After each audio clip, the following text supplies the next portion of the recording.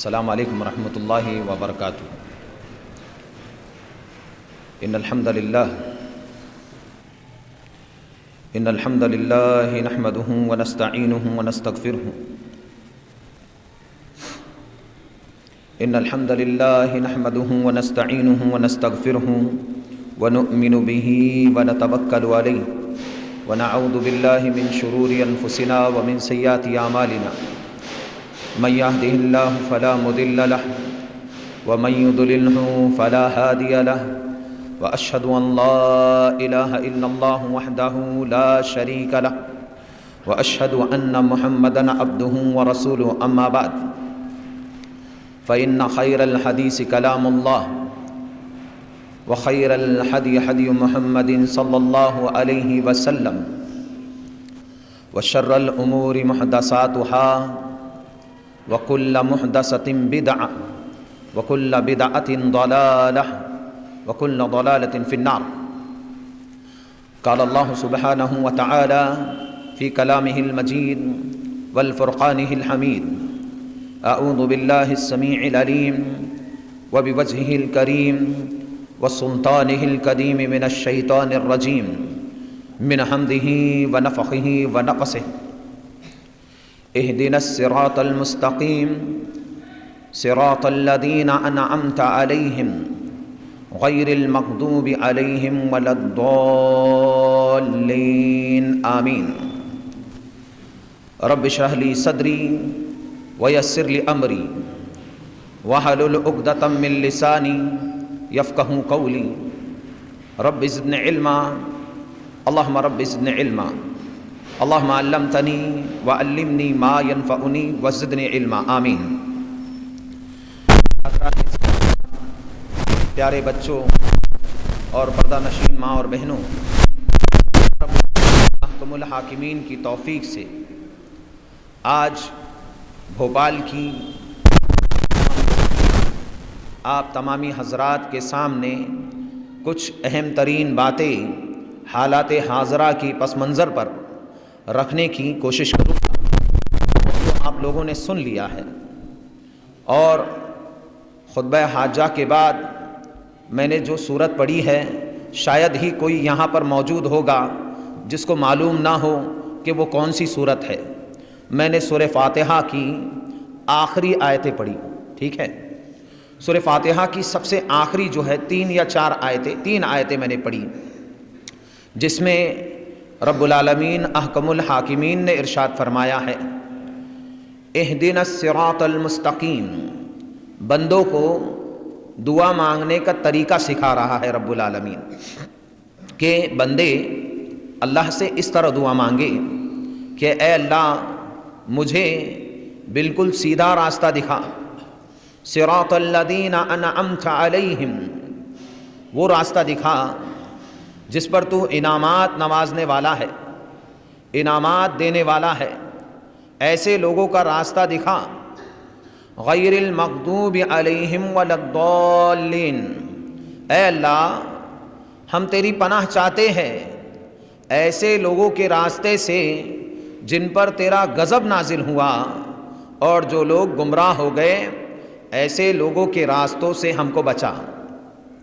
میرے بھائیوں، میری ماں اور بہنوں، یہ بہت ہی اہم ترین بات ہے۔ پہلے تو ہم دعا کرتے ہیں کہ اے اللہ ہمیں ان لوگوں کا راستہ دکھا۔ یہاں پر غیر المغضوب علیہم ولا الضالین سے مراد یہود و نصارہ ہے کہ یہود و نصارہ یہ ایک ایسی قوم تھی جس کو اللہ رب العالمین نے قرآن کریم میں بہترین قوموں میں سے شمار کیا ہے۔ اللہ تبارک و تعالیٰ نے قرآن کریم میں بڑے ہی بہترین انداز میں ان کو مخاطب کیا، اور اللہ تعالیٰ نے کہا: یا بنی اسرائیل اذکروا نعمت التی، اے بنی اسرائیل میری نعمت کو یاد رکھنا جو میں نے تم پر کی ہے۔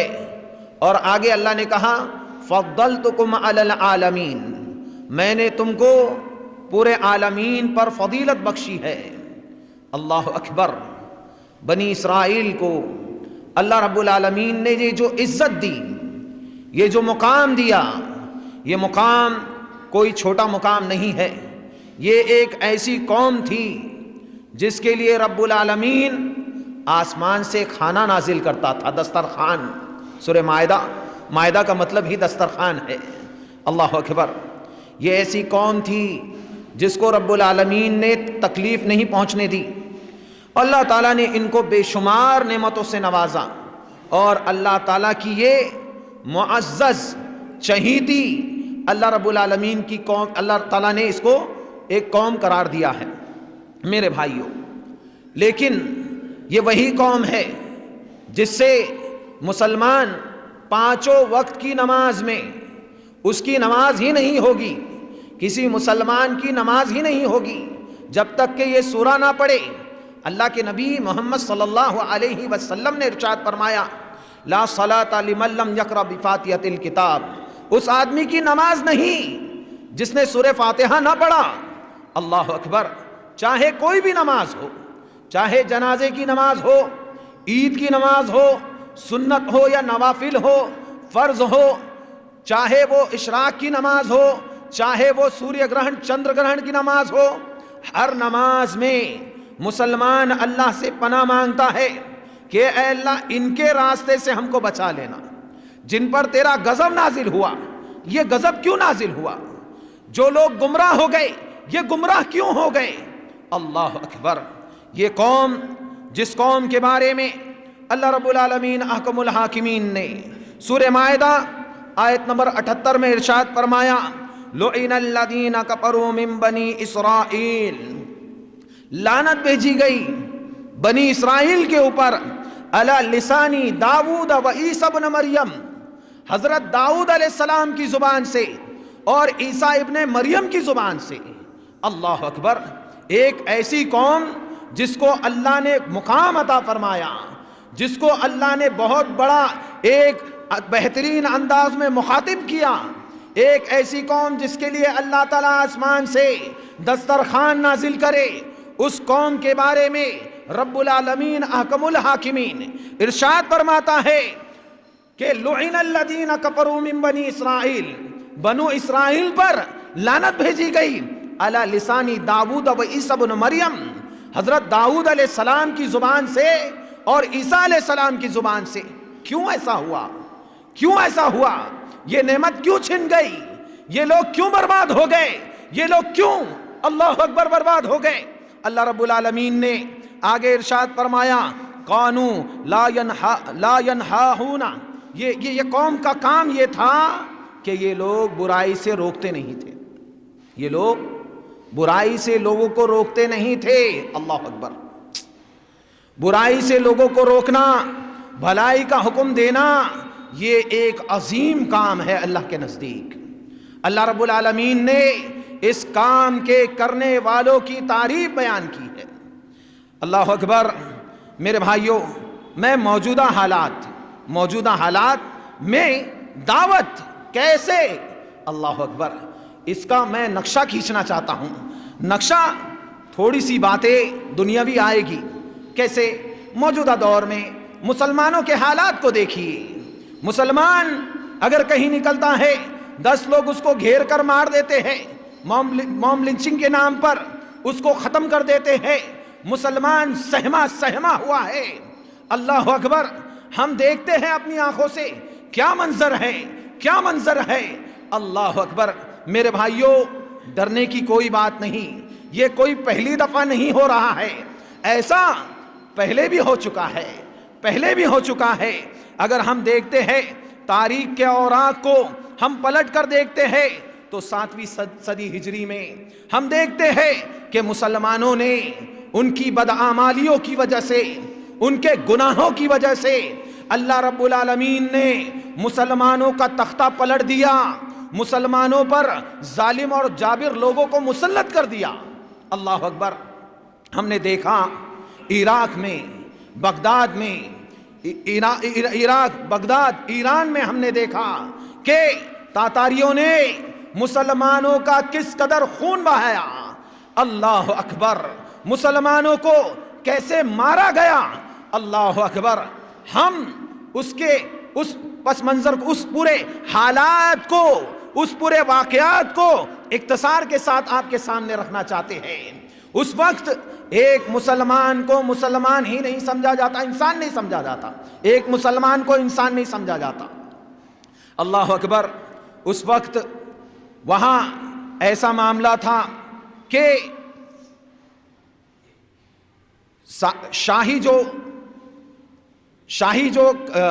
وہ ہوتا ہے جنگل جہاں پر لوگ شکار کھیلنے جاتے ہیں، ہر جگہ سپاہی مسلط تھے، ہر جگہ سپاہی مسلط تھے، ہر جگہ واچ اپ کرتے رہتے تھے، دیکھتے رہتے تھے کہ کہیں کچھ ہو تو نہیں رہا۔ اچانک ایک سپاہی گھوڑے میں سوار ہو کر دوڑتا ہے، قریب دور سے دیکھتا ہے تو اس کو ایک شخص نظر آتا ہے، ایک شخص اس کو نظر آتا ہے۔ وہ شخص، اللہ اکبر، جیسے ہی وہ سپاہی اس شخص کے قریب جاتا ہے، وہ سپاہی اس کو کہتا ہے تم ایرانی جو ہے کتے سے بھی بدتر ہو۔ اس کی زبان پر اس کی داڑھی تھی بڑی سی، وہ مسلمان تھا۔ اس شخص کو وہ ایک ادنا سا سپاہی کہتا ہے کہ تم کتے سے بھی بدتر ہو۔ وہ جو آدمی تھا، وہ جو شخص تھا، وہ خاموشی سے پوری بات کو سنتا ہے، خاموشی سے سنتا ہے۔ اس کو گرفتار کر لیا جاتا ہے، اس کو شہزادے کے سامنے پیش کیا جاتا ہے۔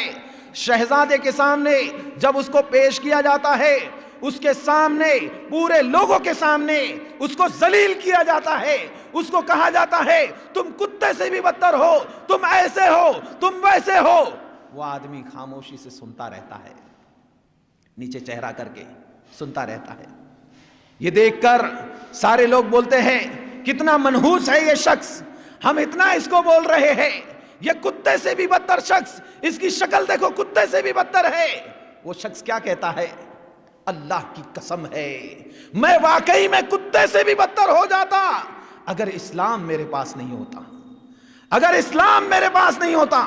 یہ جملے کہنے تھے اس شخص کے، یہ جملے کہنے تھے کہ میں کتے سے بھی بدتر ہوتا اگر مجھے اسلام نہیں ملتا۔ جیسے ہی اس نے یہ جملے کہے، شہزادے کے دل میں یہ بجلی کی طرح گئے یہ جملے۔ شہزادہ دہل گیا، شہزادہ تڑپ اٹھا کہ ہم نے اس کو ذلیل کیا، ہم نے اس کو رسوا کیا، ہم نے اس کو لوگوں کے سامنے ذلیل کرنے کی کوشش کی۔ لیکن وہ کہتا ہے کہ اگر اسلام نہیں ملتا تو ہم کتے سے بھی بدتر ہو جاتے۔ واقعی میں جس کے پاس اسلام نہیں ہے وہ واقعی میں وہ جانوروں سے بھی بدتر ہے۔ کیوں؟ کیونکہ اس کو زندگی کا سلیقہ ہی نہیں معلوم ہے، زندگی کا مقصد ہی نہیں معلوم ہے۔ وہ شخص جب یہ بات کہتا ہے، اس کے بعد پوری رات وہ شہزادہ سوچتا ہی رہتا ہے ایسا کون سا اس کا مذہب ہے، کیا اس نے ایسا کہہ دیا کہ میں کتے سے بھی بدتر ہوتا اگر اسلام نہیں ملتا۔ سوچتا رہا۔ پھر دوسرے دن شہزادے نے اس شخص کو بلوایا، کہا کہ اس کو لے کر آؤ، جو کل آیا تھا اس کو پکڑ کر لے کر آؤ۔ اس شخص کو لے کر آیا گیا۔ وہ شخص اس کو جب لایا گیا، شہزادے نے کہا کہ سب لوگ چلے جاؤ اس کمرے سے، میں اس سے کچھ خاص باتیں کرنا چاہتا ہوں۔ سپاہی بھی سوچ رہے تھے پتہ نہیں شہزادہ کیا بات کرے گا اس سے۔ جب سب لوگ باہر چلے جاتے ہیں، شہزادہ اس سے پوچھتا ہے میرے بھائی تجھے ہم نے اتنا ذلیل کیا، تجھے ہم نے اتنا رسوا کیا، تجھے ہم نے آج دیکھ نہیں رہا کیا حالات ہیں مسلمانوں کی، تو نے ایسا کہا کہ اگر اسلام نہیں ملتا تو میں کتے سے بھی بدتر ہو جاتا، ایسا کیا ہے تیرے مذہب میں؟ یہ موقع تھا جیسے ہی اس شہزادے نے یہ بات کہی، اللہ اکبر، وہ جو عالم دین تھے انہوں نے اس کے سامنے پوری بات کھول کر رکھ دی۔ انہوں نے اس کے سامنے اسلام کے پیغام کو بہترین انداز میں رکھ دیا۔ وہ شخص کوئی اور نہیں تھا، ان کا نام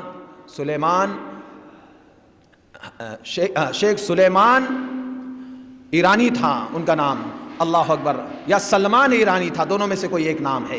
ان کا نام یہ تھا، انہوں نے مولانا سلمان یا سلیمان ایرانی، اللہ اکبر، انہوں نے اس کے سامنے بہترین انداز میں اسلام کو پیش کیا. اسلام اللہ کا مذہب ہے, اگر اس کو قبول نہیں کرو گے تو ہمیشہ کے لیے جہنم میں جاؤ گے. اسلام ایک مقدس مذہب ہے. اسلام ہمیں تعلیم دیتا ہے کہ سچے معبود کی عبادت کی جائے. اسلام ہمیں سکھاتا ہے کہ عدل انصاف قائم کیا جائے. اسلام ہمیں سکھاتا ہے کہ ماں باپ کے کیا حقوق ہے, بیوی کے کیا حقوق ہے, پڑوسیوں کے کیا حقوق ہے, معاشرے کے کیا حقوق ہے, سماج میں کیسے رہنا ہے, سماج میں کیسے لوگوں کے ساتھ لین دین کرنا ہے. اسلام ایسا مذہب ہے, اسلام کی بہت ساری خصوصیات ہے. اگر اسلام کو ہم قبول نہیں کرتے, ایسے ہی مر جاتے ہیں, تو اللہ تعالیٰ کہتا ہے انہ من یشرک باللہ, جو اللہ کا شریک ٹھہرا کر مر جاتا ہے, فقد حرم اللہ علیہ الجنہ, اللہ اس پر حرام کر دیتا ہے جنت کو. ومأواہ النار, ایسا شخص ہمیشہ کے لیے جہنمی ہو جاتا ہے. وما للظالمین من انصار, ایسے ظالموں کا کوئی مددگار نہیں ہوتا. یہ سنتے ہی وہ دہل گیا شہزادہ. تو کیا اسلام قبول کریں گے تبھی جنت ملے گی, ورنہ یہ سارے اعمال برباد ہو جائیں گے؟ حضرت سلمان یا سلیمان ایرانی حفظ اللہ رحمۃ اللہ علیہ کہتے ہیں کہ ہاں, اسلام اللہ کا پسندیدہ مذہب ہے. ان الدین عند اللہ الاسلام, اللہ کا پسندیدہ مذہب ہے. اس کے بعد وہ شخص کہتا ہے کہ میں اگر ابھی اسلام قبول نہ کروں, حکمت عملی اپنایا اس نے, ابھی اسلام قبول نہ کروں کیونکہ میں شہزادہ ہوں, 2 یا 3 مہینے بعد میں بادشاہ بن جاؤں گا. بادشاہ بننے کے بعد میں اعلان کروں گا تو پوری رعایا مسلمان ہو جائے گی. کیا ایسا میں کر سکتا ہوں؟ حضرت سلیمان یا سلمان ایرانی رحمت اللہ علیہ نے اس کو کہا کہ ٹھیک ہے, میں فلا دن آپ کے یہاں آؤں گا ملنے کے لیے جب آپ بادشاہ بن جائیں گے. اللہ اکبر. اس کے بعد وہ چلے گئے. کچھ روز بعد وہ اس دنیا میں نہ رہے. ان کا شاگرد آیا, ان کے شاگرد نے ان کو کہا کہ آپ نے فلا وعدہ کیا تھا. اس شہزادے نے اسلام کو قبول کر لیا الحمدللہ. میرے بھائیوں, یہ واقعہ رکھنے کا مقصد کیا ہے؟ اسلام کو کوئی ذلیل اور رسوا نہیں کر سکتا. اسلام بلند ہے, بلند تھا, بلند رہے گا. لیکن مسلمانوں, ہم اپنا جائزہ تو لے لیں, ہم اپنے آپ کو تو دیکھ لے کہ ہم مذہب اسلام کا نام لینے والے, ہماری تعلیمات, ہمارا اٹھنا بیٹھنا کیسا ہے.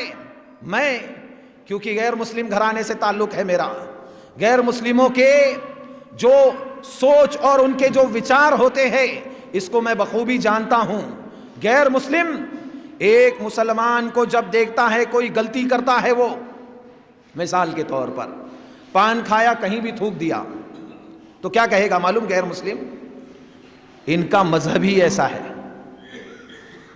میرے والد سے یہ تانا میں بچپن سے سنتے آیا ہوں. میرے والد بچپن سے مجھے کہتے تھے یہ مسلمان ایسے ہی ہے, یہ مسلمان ایسے ہی ہے, ان کے یہاں کوئی سنسکار نہیں ہے. ایک مسلمان ایک دائی ہے, اس کی گفتگو چھوٹی سی بات ہے, بہت بڑی بات نہیں ہے. میں بتاؤں مجھے کون سی بات معیوب لگتی تھی؟ کسی کی میں ہیلپ کر رہا ہوں, میں آیا, ایک کوئی شخص آیا مسافر ہے, اس نے سوال کیا بھائی فلا پتہ کہاں ہے؟ میں نے پتہ بتا دیا. ٹھیک ہے, میں نے پتہ بتا دیا اور وہ شخص سیدھے نکل گیا. تو میں نے جا کر اپنے والد کو کہا کہ میں نے اس کو پتہ بتایا, اس کی مدد کی. اس نے دھنیہ واد بھی نہیں کہا. ایسے رہتے ہیں میرے باپ نے فوراً کہا ایسے رہتے ہیں مسلمان. جبکہ اسلام کی تعلیمات یہ ہے کہ جو لوگوں کا شکریہ ادا نہیں کرتا وہ اللہ کا شکریہ ادا نہیں کرتا. اللہ اکبر. کتنی بڑی بات, چھوٹی بات ہے یہ, بہت بڑی بات ہے. تو ایسے کئی سارے معاملے ہیں جو روز مرہ میں مسلمانوں کی وجہ سے لوگ بدزن ہو رہے ہیں, ان کے اندر غلط میسج جا رہا ہے, غلط تعلیمات جا رہی ہے. مسلمانوں, ہماری ذمہ داری ہے کہ ہم لوگوں کو اسلام کے لیے بہترین انداز میں بہترین دائی بننے کی ہم کوشش کریں. آئیے ہم آپ کے سامنے آج دعوت کے موضوع پر کچھ باتیں رکھنے کی کوشش کرتے ہیں. اب میرا ٹاپک اب شروع ہوا ہے. دعوت کی شرعی حکم کیا ہے, اس کی شرعی حیثیت کیا ہے.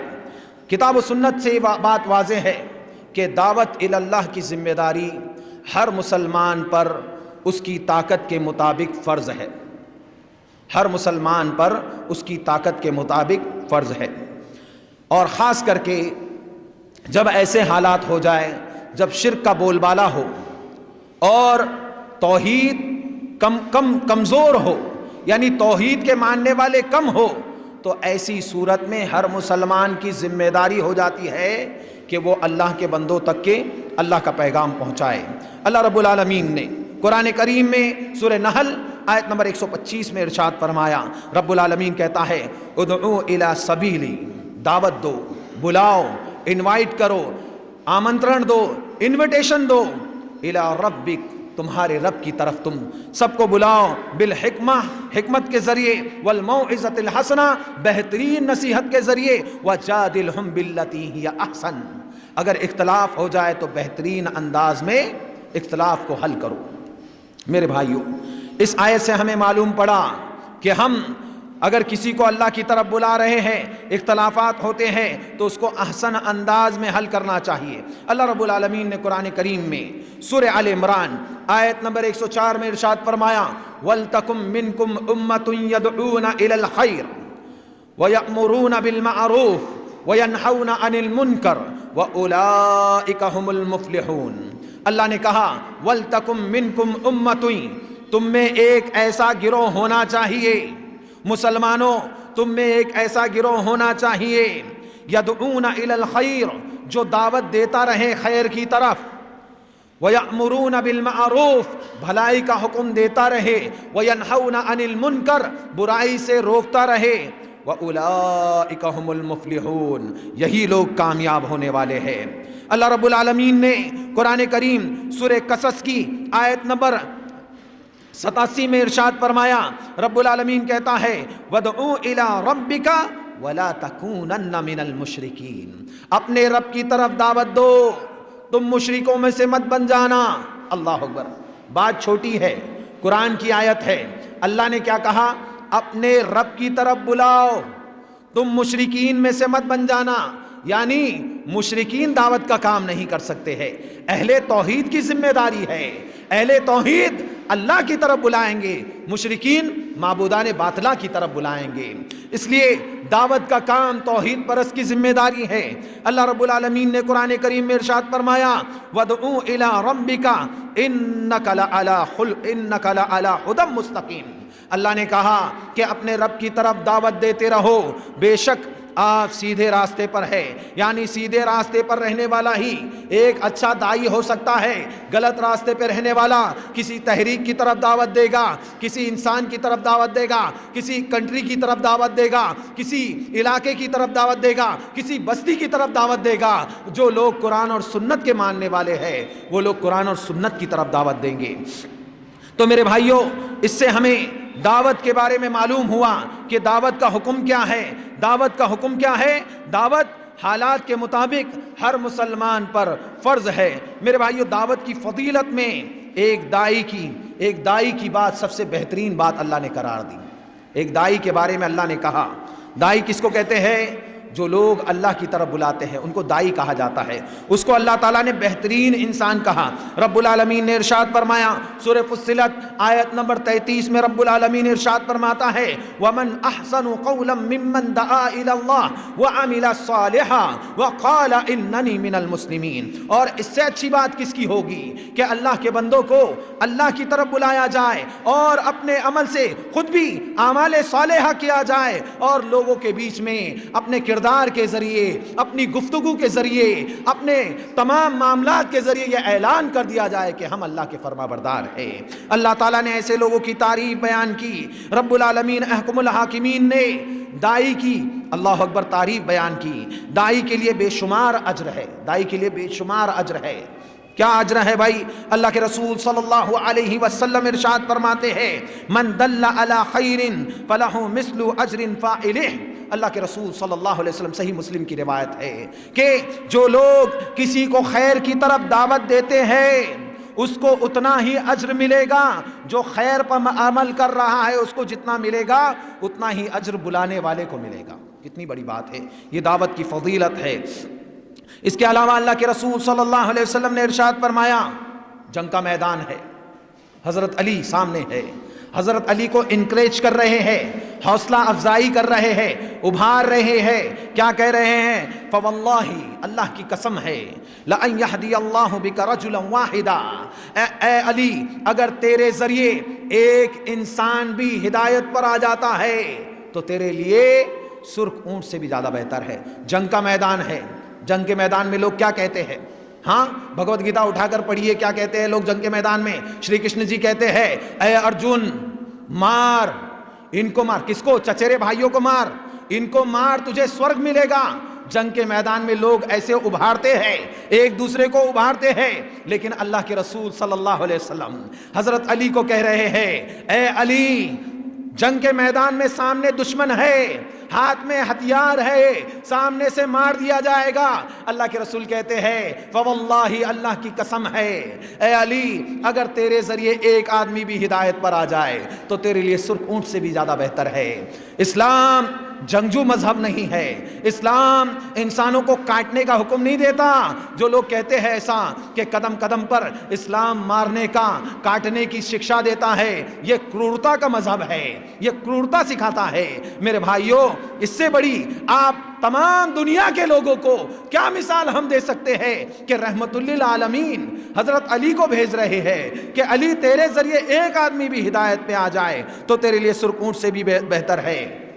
جو لوگ اپنے آپ پر بم باندھ کر جا کر بلاسٹ ہو جاتے ہیں، اسلام اس کی بھی شکشا نہیں دیتا، اسلام اس کا کھنڈن کرتا ہے، اسلام اس سے منع کرتا ہے. اسلام کہتا ہے جینا ہے تو اللہ کے لیے جیو. اللہ تعالیٰ کہتا ہے قل ان الصلاتی، کہو میرا جینا، ان الصلاتی میری نماز، ونسکی میری قربانی، ومحیایا میرا جینا، ومماتی میرا مرنا، للہ رب العالمین، اللہ کے لیے ہے. اور ایک بات یاد رکھیے گا، جو لوگ اللہ کے لیے جی نہیں سکتے وہ اللہ کے لیے کبھی مر بھی نہیں سکتے. جو لوگ ایسے بم باندھ کر مر جاتے ہیں ان کا اسلام سے کوئی تعلق نہیں ہے، اسلام اس کی شکشا ہی نہیں دیتا.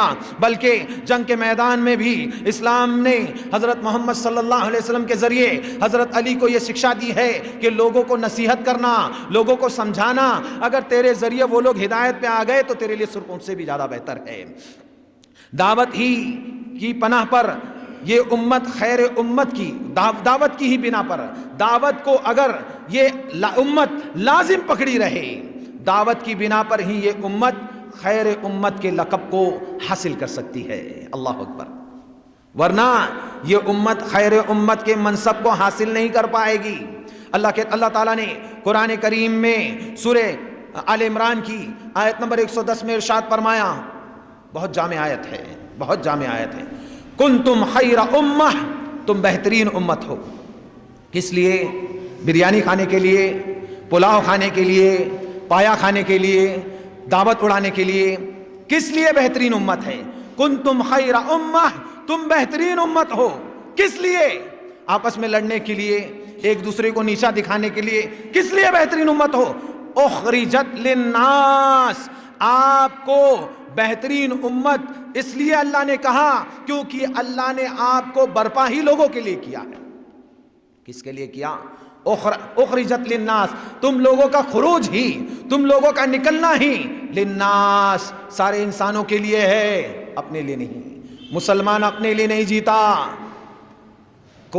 کاش کوئی یہ بات میری اس بہن کے کان میں پہنچا دے جو کہتی ہے کہ مسجد میں مسلمان کہتے ہیں دنیا میں ایک بھی ہندو زندہ نہیں بچنا چاہیے. ارے ایسا نہیں کہتے میرے بھائی، یہاں تو ہمیں بنایا ہی آپ کے لیے گیا ہے. اللہ نے کہا دیویہ قرآن میں اخرجت للناس، تمہارے لیے اللہ نے ہمیں بھیجا ہے، ہمیں اللہ تعالیٰ نے چنا ہے، اللہ تعالیٰ نے تمہارے لیے بھیجا ہے. تأمرون بالمعروف، اور یہ لوگ بھلائی کا حکم دیتے ہیں، وتنہون عن المنکر، برائی سے روکتے ہیں. یہاں بھلائی سے مراد ہر بھلائی ہے، برائی سے مراد ہر برائی ہے. سب سے بہترین بھلائی اللہ کی طرف بلانا ہے، سب سے بدترین برائی، سب سے بہترین بھلائی اللہ کی طرف بلانا ہے، سب سے بدترین برائی جو ہے وہ اس خالق کو چھوڑ کر جس کی لوگ عبادت کر رہے ہیں، یہ سب سے بدترین برائی ہے۔ جس اللہ نے آنکھیں دی، جس اللہ نے زبان دی، جس اللہ نے کان بنائے، جس اللہ نے پورے انگ انگ کو بنایا، اس اللہ کو چھوڑ کر اپنے ہاتھوں سے کوئی چیز بنانا، اس کے سامنے صبح شام اٹھنا بیٹھنا جھکنا، اس سے مدد مانگنا، یہ سب کچھ یہ گمراہی ہے۔ یہ کوئی جانور بھی نہیں کرتا۔ ہم نے کتوں کو نہیں دیکھا کہ کتا کہیں گیا، کسی جگہ پر کسی آستانے پر گیا، منت مانگی اور کہا کہ مجھے اولاد دے دے۔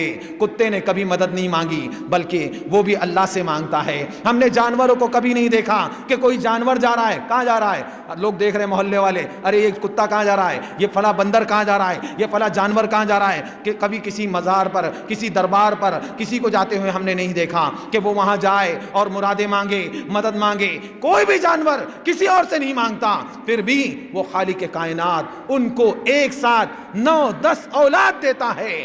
وہ اللہ جس نے انسان کو لقد خلقنا الانسان فی احسن تقویم، انسان کو بہترین بنایا، وہ بہترین بنانے والا بہترین انسان اگر اس اللہ کو پکاریں گے تو کیا وہ اللہ ان کی پکار کو نہیں قبول کرے گا؟ ضرور کرے گا۔ میرے بھائیوں، تو ہمیں لوگوں کے لیے بنایا گیا ہے۔ دعوت کی مشقت جو لوگ اٹھاتے ہیں، دعوت پہ جو مشقت اٹھاتے ہیں نا، اس کا اجر بے شمار ہے۔ ایسا اجر ہے، اللہ رب العالمین نے کہا کہ تم میں ایک ایسا گروہ ہونا چاہیے جو لوگوں کو بھلائی کی طرف بلائے، برائی سے روکتے رہے۔ اللہ نے آگے کیا کہا معلوم ہے؟ فَأُولَئِكَ هُمُ الْمُفْلِحُونَ، یہی لوگ فلاح کو حاصل کرنے والے ہیں، کامیاب ہونے والے ہیں۔ کامیاب ہونے والا گروہ یہ ہے۔ تو میرے بھائیوں، دعوت اللہ یہ مسلمانوں کی ذمہ داری ہے۔ مسلمان اگر اس ذمہ داری کو نہیں اپناتے ہیں، اس سے پیچھے ہٹتے ہیں، تو اللہ تعالیٰ نے قرآن کریم میں دو ٹک انداز میں، اللہ کا انداز دو ٹک انداز ہے۔ اللہ نے سورہ مائدہ میں ارشاد فرمایا آیت نمبر 45 میں، یا ایھا الذین آمنوا، اے مسلمانوں، من یرتد منکم عن دینہ، اگر تم لوگ میرے دین سے ارتداد کرتے ہو، پیچھے ہٹتے ہو، میرے دین کی دعوت و تبلیغ نہیں کرتے ہو، میرے پیغامات کو عام نہیں کرتے ہو، اللہ تعالیٰ کہتا ہے من یرتد منکم عن دینہ فسوف یأتی اللہ بقوم، اللہ تعالیٰ دوسری قوم کو لائے گا۔ ہم بولتے نا وہ غیر قوم ہے، اللہ کہتا ہے غیر قوم کو لاؤں گا میں۔ اللہ کہہ رہا ہے غیر قوم، ہم کہہ رہے ہیں غیر قوم، ہماری قوم ہی نہیں مان رہے اس کو۔ غیر قوم کہتے ہیں لوگ مسلمان غیر مسلموں کو، غیر قوم نہیں ہے، وہ ہماری قوم ہے، ہماری قوم ہے، ہمیں ان تک کے دعوت پہنچانا ہے۔ تمام نبیوں نے کیا کہا؟ یا قومی کہا، اے میری قوم، وہ ہماری قوم ہے۔ ہم کہتے ہیں وہ غیر قوم ہے، وہ غیر قوم ایسا کہتے ہیں۔ اللہ اکبر، وہ غیر قوم نہیں، ہمارے بھائی ہیں، ہمارے بھائی ہیں، ہمیں ان تک کے دعوت پہنچانا ہے، ان کو بہترین انداز میں یہ پیغام پہنچانا ہے۔ میرے بھائیوں، اگر ہم اس کام کو انجام دیتے ہیں، اللہ تعالیٰ نے کہا یا ایھا الذین آمنوا من یرتد منکم عن دینہ فسوف یأتی اللہ بقوم یحبہم ویحبونہ، میں دوسری قوم کو لاؤں گا اور میں ان سے محبت کروں گا، وہ مجھ سے محبت کریں گے۔ اذلۃ علی المؤمنین اعزۃ علی الکافرین یجاہدون فی سبیل اللہ، وہ